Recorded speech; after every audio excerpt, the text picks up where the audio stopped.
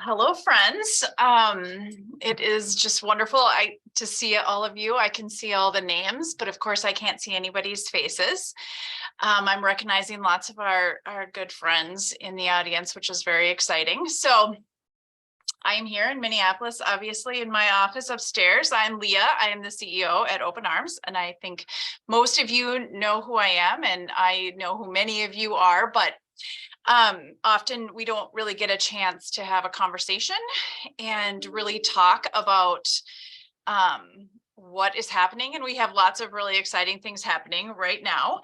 But I think the most important thing is we want to make sure that we can get our information about the new St. Paul facility to you, and that you have an opportunity to ask every question that you have and feel really good about what's happening at Open Arms. So I think the way that we're going to do this is I'm going to give you some information. I'm going to present a short PowerPoint that just kind of goes over some of the main points, which may answer some of your questions.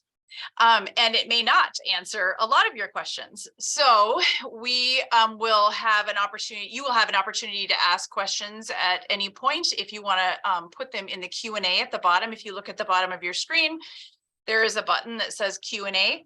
You can put your questions in there at any time. Once I'm done with my brief PowerPoint, you will be able to raise your hand. You can see at the bottom of the screen, there's also an opportunity to click raise hand. And you'll be able to raise your hand, you click that, and then we'll make sure that you can either ask me your question yourself or type your question in, or somebody else can ask it for you. So we want to make sure that that you guys have the opportunity to again ask any questions that you want to and find out as much information as you need to. And of course, if we don't get to the questions today, there will be other opportunities as well. In addition, we're recording, so I just want to make sure everybody knows that and is comfortable with that.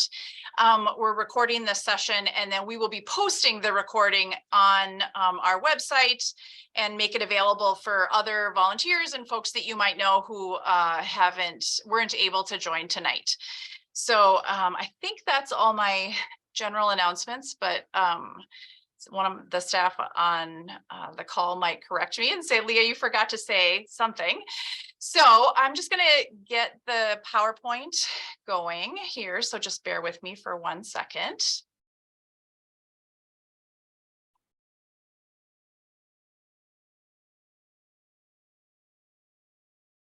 Let's see here. There we go.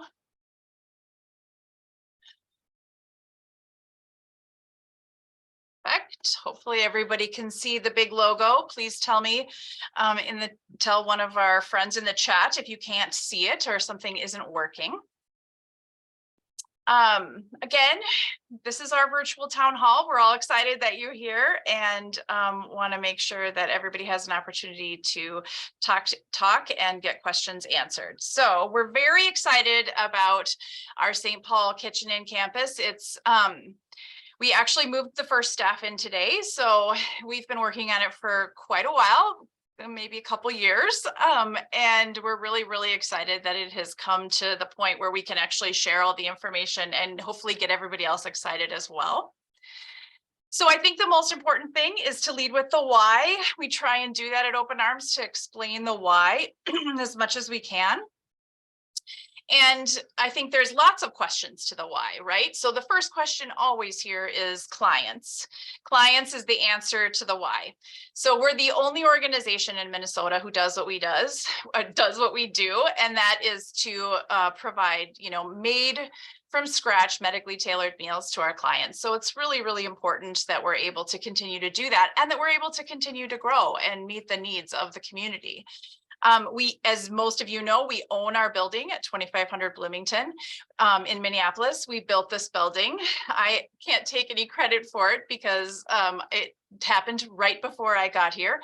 But we moved from a very small kitchen where we were serving 300 clients a week, and we moved into this beautiful building in Minneapolis thinking that we would never outgrow it and we would never serve enough clients to need a new building. And today we have 2,000 clients. So you know, in just 12 years, we have grown tremendously, and the need is so great. We're not just delivering to clients, we're also shipping to people in Minnesota who also need our medically tailored meals. And many of the clients that we ship to in Minnesota live on reservations, live in food deserts in very rural areas, or live in community that don't have the same kind of food resources as we have in the Twin Cities. So all of our clients, as you know, have a critical or life-threatening illness.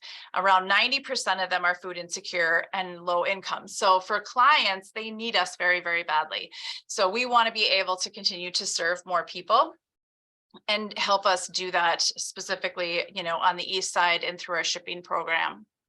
Another answer to why we are doing this is capacity. So for any of you who've been in our building lately, you know that we are busting out of the Minneapolis building. We are at capacity. We're doing pack out which is our setup for delivery. We're doing that in our reception area. We're shipping meals from our reception area. We don't have any more storage in our freezers and refrigerators in Minneapolis. And we've reached capacity. We don't even have chairs for staff to sit in. So in a building that we built 12 years ago, all of a sudden, not all of a sudden, but gradually we've outgrown that. So from a capacity perspective, we absolutely need more freezers, more refrigerators, and more places to put our meals. Another answer to why is the kitchen of opportunities. So many of you know that we have a rental kitchen. It's just a few short blocks from here, from our Minneapolis building. And that rental kitchen produces around 1,800 meals a day in this tiny little kitchen. The kitchen is very small, and we can't even fit volunteers in there, more than 2 at a time or 3 at a time. So that lease is expiring at the end of January, and we need to combine our 2 kitchens and operationalize everything we're doing and make sure, again, that anyone that receives our meals, whether they're sick folks, elderly folks, homebound folks, that we're able to continue to serve them. So that's really, again, coming back to the clients, that's really what we want to be able to do. Another answer to why we are doing this is community. So obviously everybody on the call knows that the mission to serve our clients is really important, but our purpose at Open Arms is to do that by building community. It's one of the things that makes us really special. For me, it's one of the things that makes me love Open Arms so much and keeps me here. And I know it's one of the things that attracts all of you to Open Arms is the community building that we do here. And we bring folks together by volunteering, by being stakeholders and part of the Open Arms family. And we're able to build a community of kindness and provide a place where people can help other people. And we've done that really well in this big Minneapolis building. And the reality is that most of the people who volunteer in this Minneapolis building also live on the west side of the Twin Cities. And so we really want to be able to replicate that community building somewhere else and be able to build more community. And that is one of the reasons why we chose St. Paul, is because we want to be in St. Paul doing that same kind of community building, having neighbors come together to help and support their neighbors. So those are the reasons why, and that now we come to the question of where. Some of you know where, but we spent 2020 and 2021 looking at lots of buildings. We hired a realtor and we looked at buying buildings. We looked at renting in downtown St. Paul.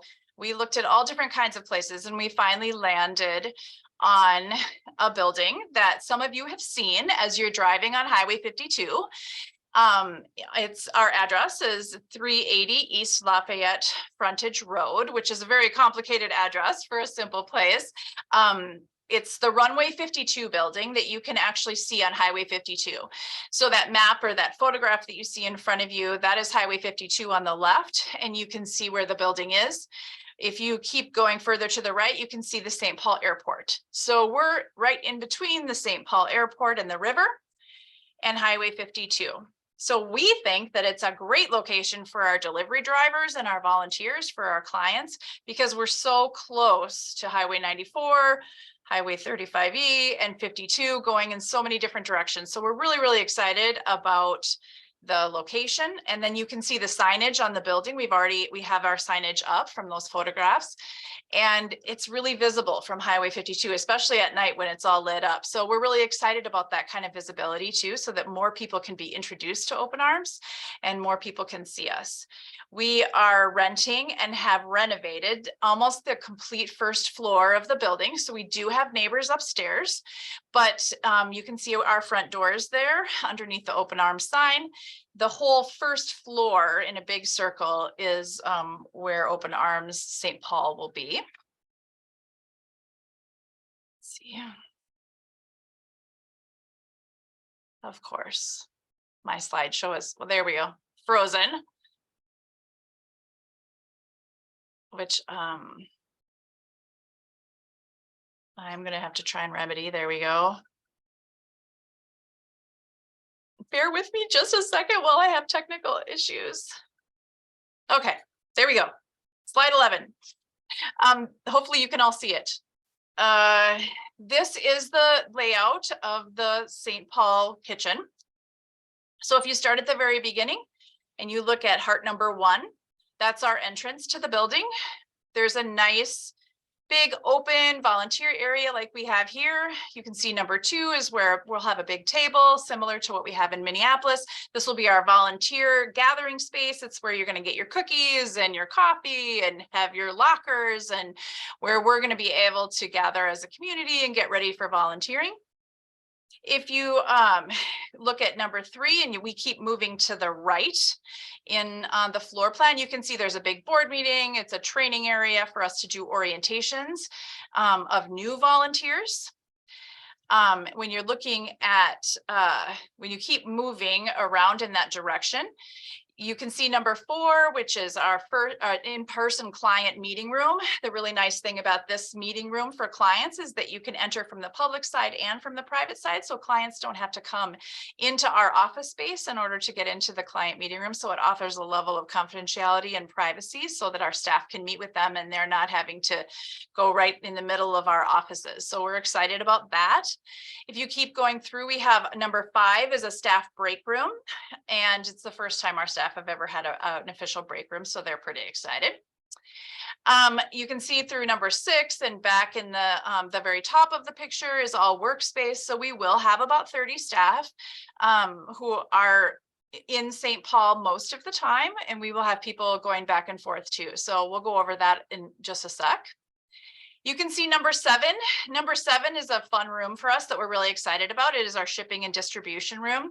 So it has big, massive closets for us to keep such shipping supplies. We're going to be able to put our boxes together and get everything ready to ship our meals in this big room. It's also a room that's an overflow from the kitchen, so we can bring more kitchen activities, more things for volunteers to do. They'll be able to do that in that room. It has a great floor and walls, and it's all set up for our volunteers to be able to work in there doing pack out and other kinds of activities. If you look at number 8 is also something we're very excited about. It is our largest freezer ever. That freezer can hold 60,000 meals. So it's a huge increase over what we have. There's other freezers and refrigerators in that same area in the kitchen, but we've never been able to have a freezer that was that big. So our chefs and operations folks are very, very excited about that freezer. If you look at number 9, that's something new for us too. We have what's called blast freezers, and we have 3 of those blast freezers. So some of you know from being in our kitchen at our Minneapolis building that we have a blast chiller in Minneapolis, which chills food for us. These can be blast chillers or blast freezers. The exciting thing is that these will be able to take cooked food from coming out of the oven to frozen in about 30 to 40 minutes. And that is really good for our clients so that we can make things cold and frozen fast, which is a food quality issue and a food safety issue. And then obviously it's great for our volunteers. So it means that our chefs can be cooking almost constantly, putting things in the blast freezer, making it cold so that you guys can start packing and getting that ready for clients. So there's lots of advantages to those. They also use lots of electricity, and will be very it will be awesome for our team. So, but new for us. So we're very excited about it. 10 is the hot cooking line and the cold cooking line. So that's where the chefs will be working. There in that whole area, there's also a dish area and storage, and there's an office back in that corner near the number 10, which is where the kitchen manager will be able to sit. So lots of stuff happening in that whole kitchen. And then number 11 is the area that we're excited about too, and that all of you will get to know, hopefully, if you volunteer with us. It's going to be where most of our volunteers are working. It's a great spot for, you can see there's more tables in that picture than I think we'll actually end up having in there, but it'll be a great spot for packaging food, for chopping vegetables, for all the things that you love to do in the kitchen. So that is the layout, and hopefully you'll see it in person not too long. So what will happen at the new St. Paul Kitchen and Campus, you ask? Again, it's helping open our arms wider to the community. It will give us the opportunity to expand our delivery zone almost immediately. Right now, as you know, most of our deliveries are happening within the 494, 694 corridor. This will allow us to go further east and reach some clients that we haven't been able to take on service before. So we're very excited about that. The shipping room will give us the ability to ship to more people and grow over the next 5 to 10 years. As you know, that, like I said before, there's just a ton of people out there who are in need that live in areas with even less resources than we have here. We'll be able to produce more meals, serve more clients, and obviously gives us a lot of freezer and storage expansion. And clearly, again, the bottom line is we're going to be able to serve our clients from the new building. There's some things that will change for our clients. So some of you are delivery drivers, and some of you might be clients who are listening in. And over the past couple of months, we've been working with our clients and our community to know how things are going to be changing. So clients will go from receiving deliveries. Right now, clients receive they pick their delivery day. They receive a delivery Monday through Friday. And after in January, in mid-January, we'll switch to a model where clients who live primarily on the west side of the river in Minneapolis and the surrounding suburbs will receive their deliveries Monday, Tuesday, or Wednesday. Those will be the days that they have to choose from. Clients who live on the east side of the river in the St. Paul area and surrounding suburbs will receive their meals Thursday and Friday, and those deliveries will go out of our St. Paul location. So if you're a delivery driver and you want to deliver in St. Paul, you will be able to take a route Thursday or Friday. If you're a delivery driver and you want to deliver in Minneapolis, you'll be able to take a route Monday, Tuesday, or Wednesday. All of our meals will now be shipped from St. Paul. So there's lots of volunteer opportunities for people to help prepare, get everything ready to ship. So some people have been asking me, well, what's going to happen to the staff? Who's going to go over there and who's going to stay? And that there's not one simple answer to that question. Right now, there's a few staff members who will work out of St. Paul, and there's some staff members who will stay in Minneapolis. A lot of our staff members will work out of both buildings, and so you'll see familiar faces in both of the buildings. And of course, there will be lots of volunteer opportunities in both of the buildings. Kitchen shifts, pack out shifts, shipping shifts, delivery shifts, and not a lot of differences to what you're used to seeing, but you can log into Volunteer Hub right now and actually see all of the shifts that are available. And one thing that we're just telling people, I'm telling the staff this too, and telling our community, is this is just how it's going to start. So if you look in Volunteer Hub and you say, well, wait, they don't have this one shift that I would really like in St. Paul, please let us know. We are going to start with what we have right now. And the wonderful thing about having two facilities is that it gives us the opportunity to add, change, over as we learn. And as we're in both of these facilities, I imagine that there will be lots of changes and lots of things that as we grow and continue to learn what it is like to be in two places and have two facilities like this. Some important dates for you guys all to know. So on November 15th, we opened up on the sign up for St. Paul volunteer opportunities. So you can go into, like I said, you can go into Volunteer Hub. You can sign up right now for shifts starting January 3rd. So our volunteer shifts, group and individual shifts, will start January 3rd, particularly in the kitchen. January 12th, client deliveries will start out of the St. Paul location, and you'll be able to sign up soon for deliveries on Thursdays and Fridays every week in St. Paul, if you're interested in doing that. And then, of course, we have to have a party. So we're going to have a big grand opening party on February 2nd at our St. Paul facility. So we hope that all of you will be there for that.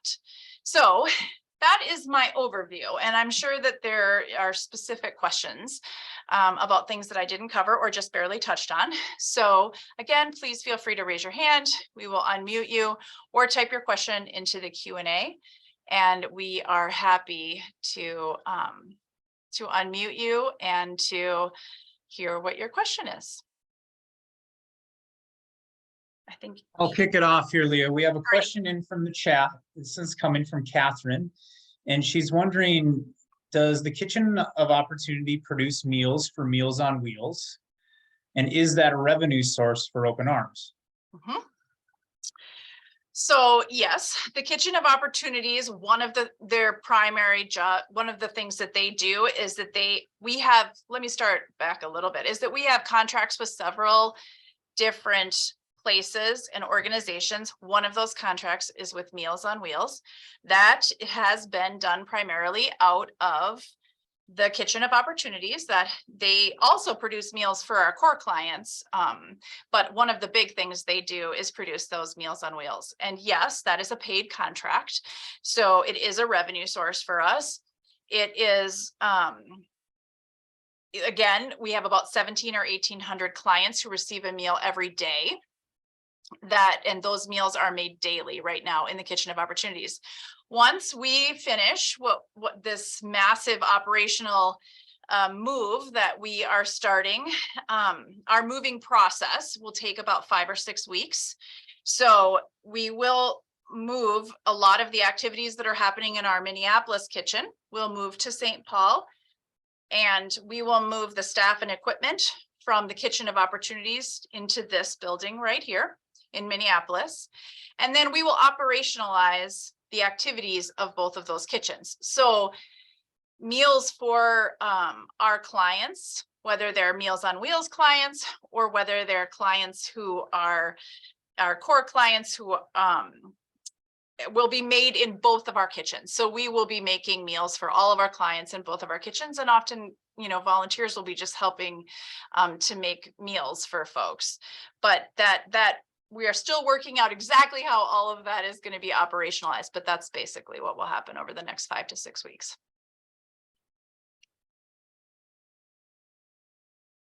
Thanks, Leah. We got another question here from Terry.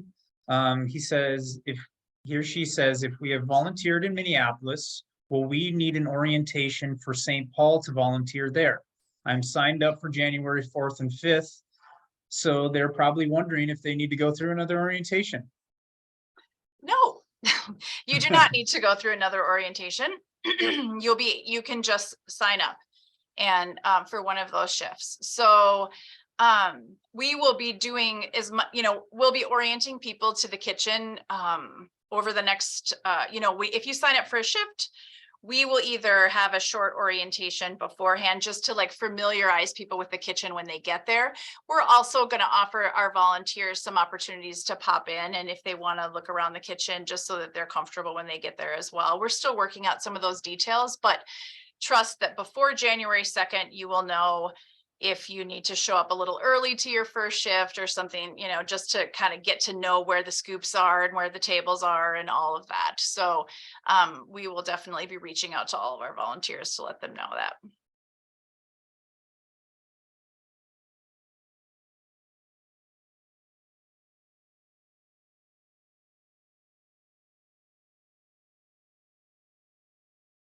Other questions?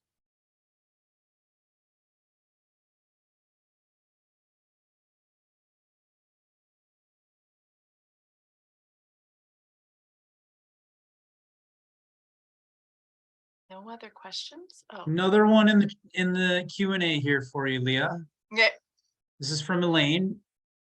They say, I'm a regular delivery driver and currently deliver on a Wednesday route in St. Paul. I'd like to continue to deliver as many as my current clients as possible.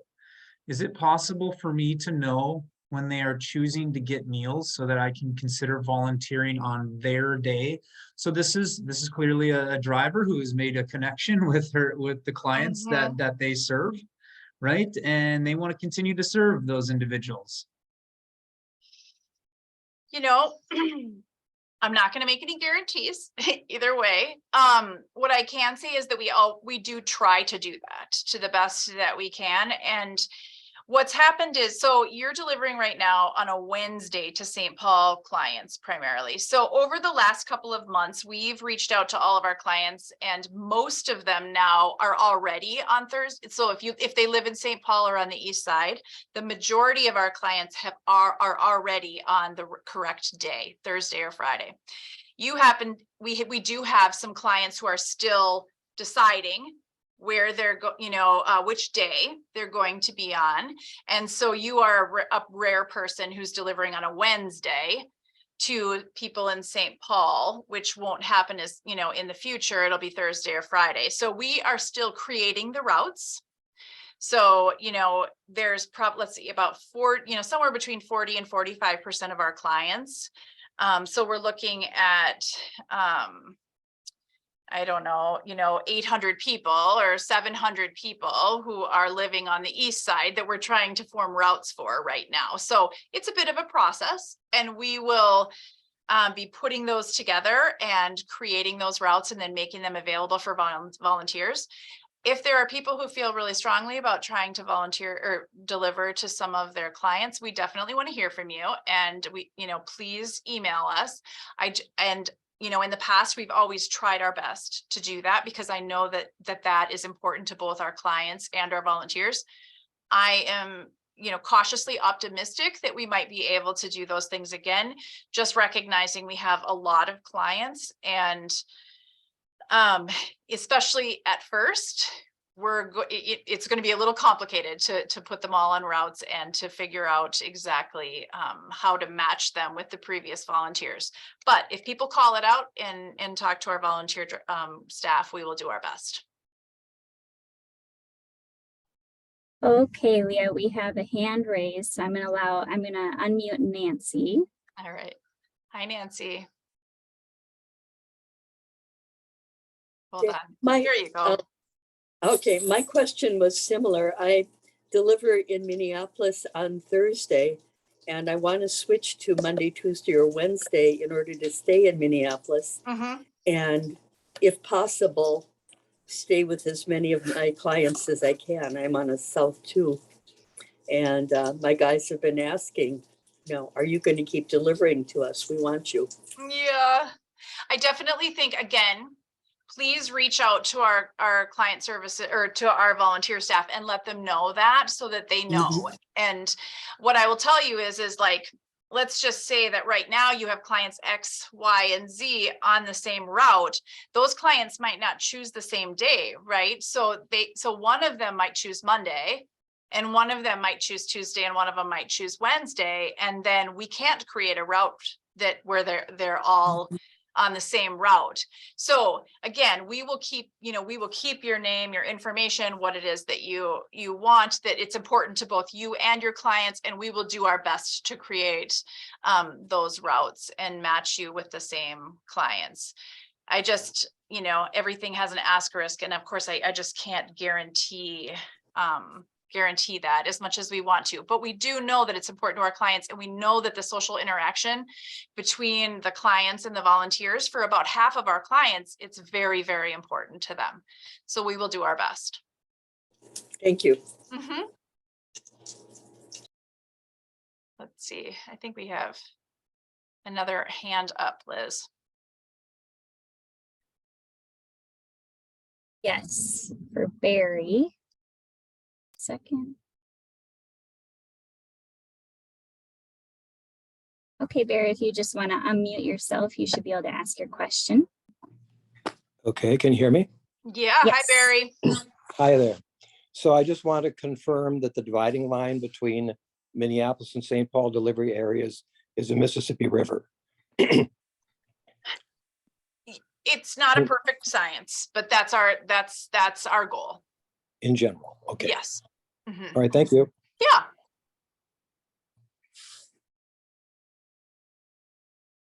Another question in the chat here for you, Leah. Alrighty.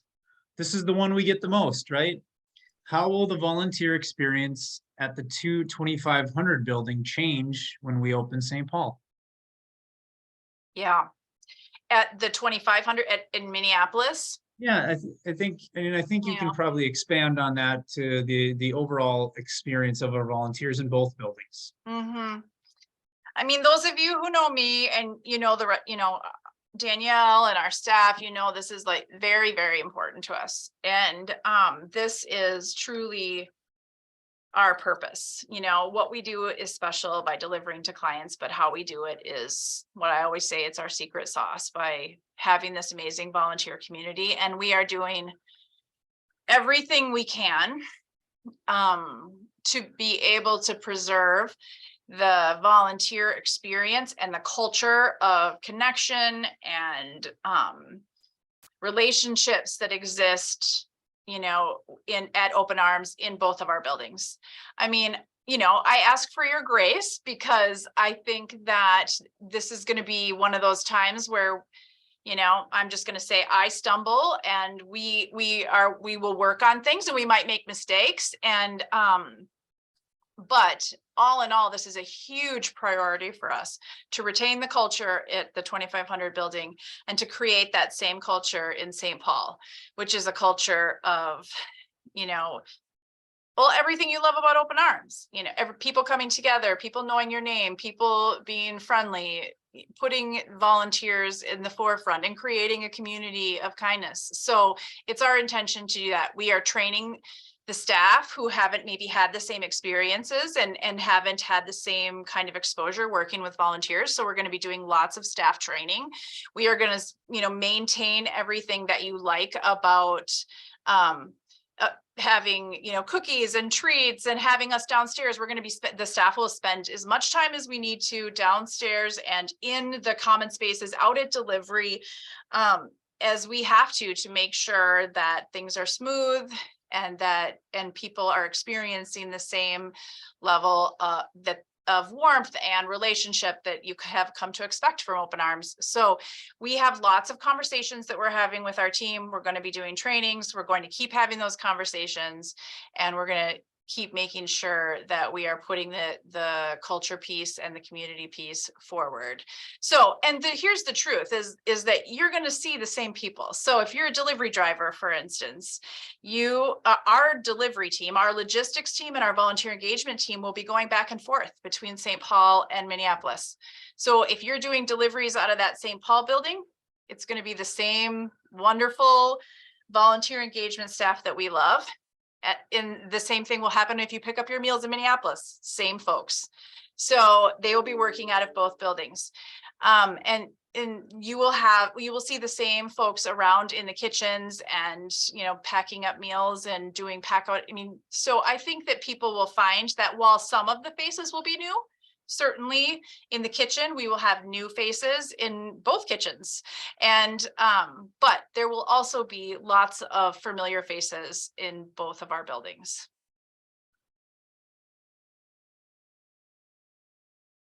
Well, speaking of our culture here, we got a great question in the chat.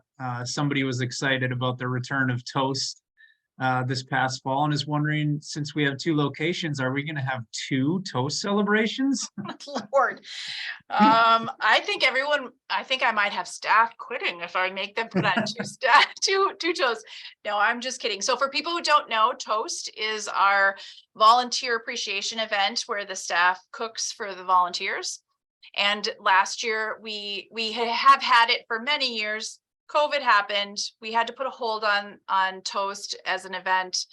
and we weren't able to have everybody here. And then this past year, we moved it outside. I think we had it in June, July, this summer, and we hosted everybody in our parking lot and had a big party and ate food, and it was wonderful to have everybody back here. So we are committed to continuing to do that event. We're still looking there. We might tweak it, but we are thinking, and this is just thinking, because I haven't actually finalized this decision and the staff hasn't finalized it. We're thinking about moving it, alternating it year over year. So we had it in Minneapolis this year. Maybe we'll have it in St. Paul next year. And then we'll come back to Minneapolis the year after that. We want to make sure that we do our best to have things at both buildings, but it won't be possible for us to replicate everything and do everything twice. So we'll probably alternate things back and forth.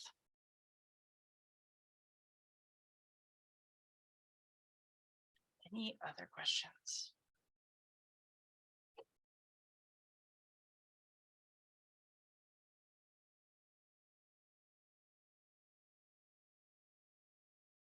This is always the fun part of Zoom, when you're all just waiting to see if anybody has any more questions.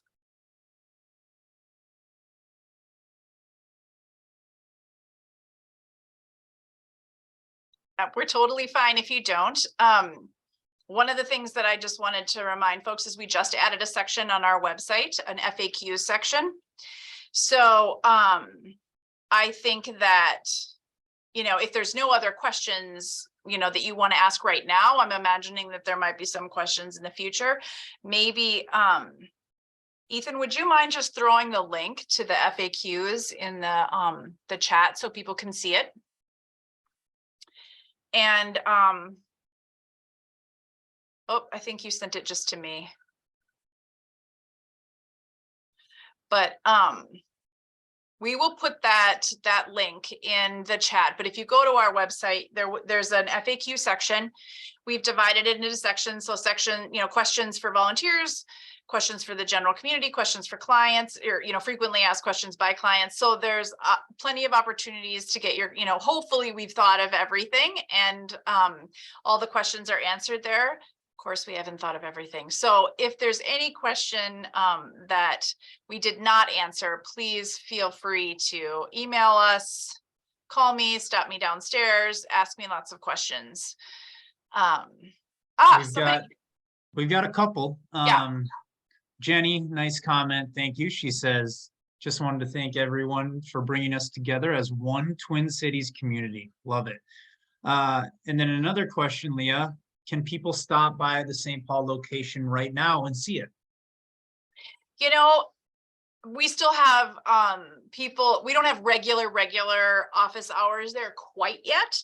So, but somebody can meet you there. So, or we can tell you when somebody will be there so that you can stop by.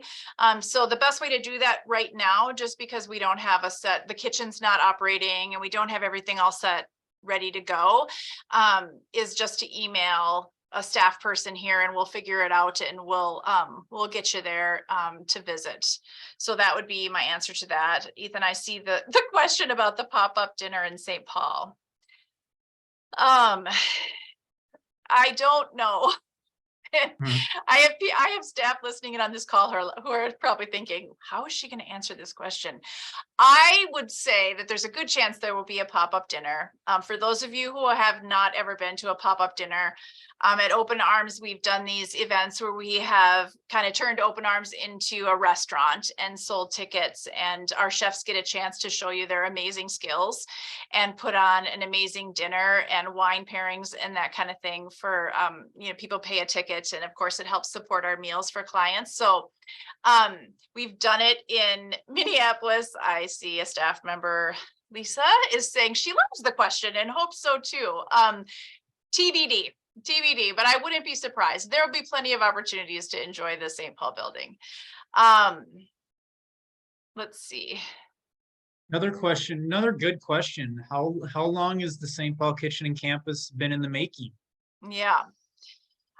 We have been in active construction since January of this year, 2022. So we knew we were going to do this eventually pre-COVID. COVID put a slowdown obviously on everything, and we were so busy serving people during the first part of COVID too. It also slowed us down from the search for a new building. So really in late 2020 and then we spent 2021 looking at buildings. So we've put a lot of thought into it, but we are also well aware that we haven't thought of everything. So we're trying, we go into this with a great deal of humility too, knowing that we're constantly surprised by this process and hope we've thought of lots of almost everything. Let's see, Michael, here, do you want to repeat the question, Ethan?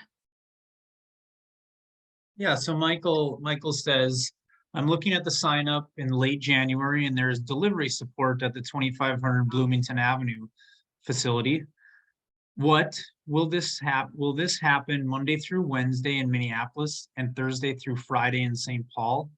Seems like there's lots of St. Paul routes Monday through Wednesday. I see. So what you're saying is there is a possibility that we have not updated.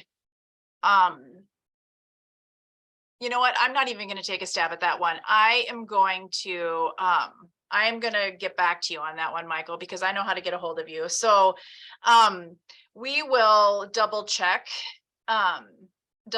And there's a possibility that what you're seeing for St. Paul routes in late January just haven't been changed around yet. So the delivery schedule is not finalized yet. So we will look at that even more and get that figured out. The volunteer opportunities for sure that are available to sign up for in St. Paul are kitchen right now. Next will be delivery, and I will take a good look at that, Michael, and I'll get back to you. Okay, we have a hand raised, so I'm gonna unmute Heather. Hi, Heather. So Heather, you just need to unmute yourself and then you can ask your question.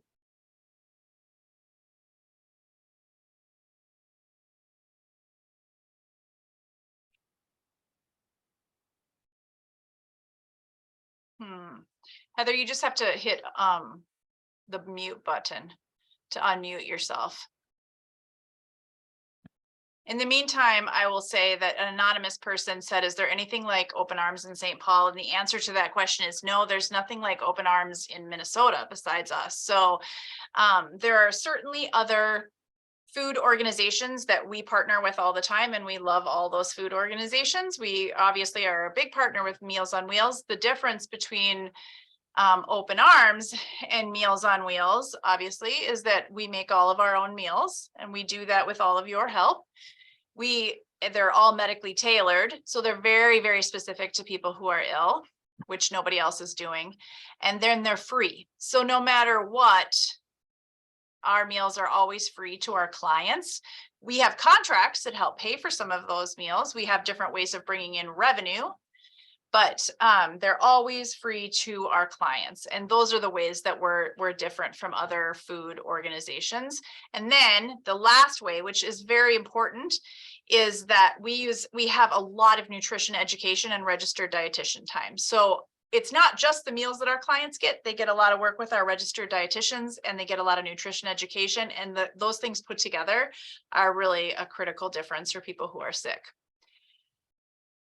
I do see another anonymous question. Will there be cookies for volunteers in St. Paul? Seriously, would we be Open Arms if we didn't give you, we could not give you cookies. Of course, there will be cookies and treats. There will always be cookies and treats at Open Arms, no matter which location you're at. So you never have to worry about that. Heather, if you have a question, you can also type it in the Q&A if you're unable to unmute yourself. Oh. Yeah, I'm sorry. I think I inadvertently asked a question as I was putting my phone down. But to go back a couple where I think it was a Michael that asked about the delivery support. Wherever you have the delivery is where you're going to have the delivery support. So it's always going to be in Minneapolis Monday through Wednesday, and that's going to be in St. Paul on Thursday and Friday. Yes, that is true. He asked a question that had about 4 different parts in it. So If I didn't make that clear, I'm sorry. Yes, the delivery support will follow the deliveries. We haven't, I think that some of the questions around that is that we haven't had a chance to update Volunteer Hub with some of those things, which will take a minute. So we will do our best to get Volunteer Hub straightened out.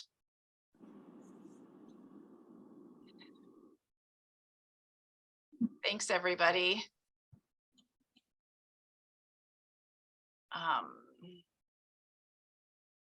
Anything else?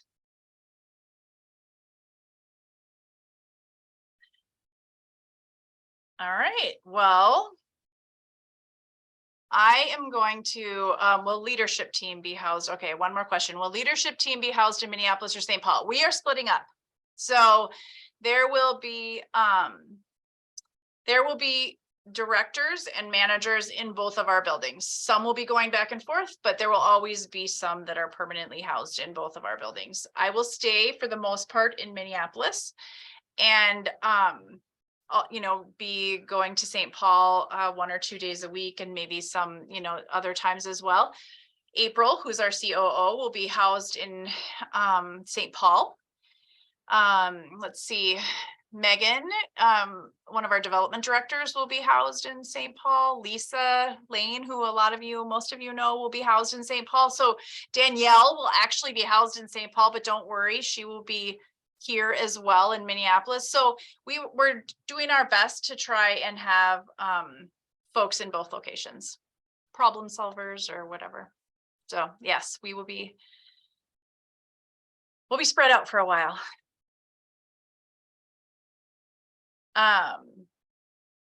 Okay, well, I again refer you to the website. There's lots more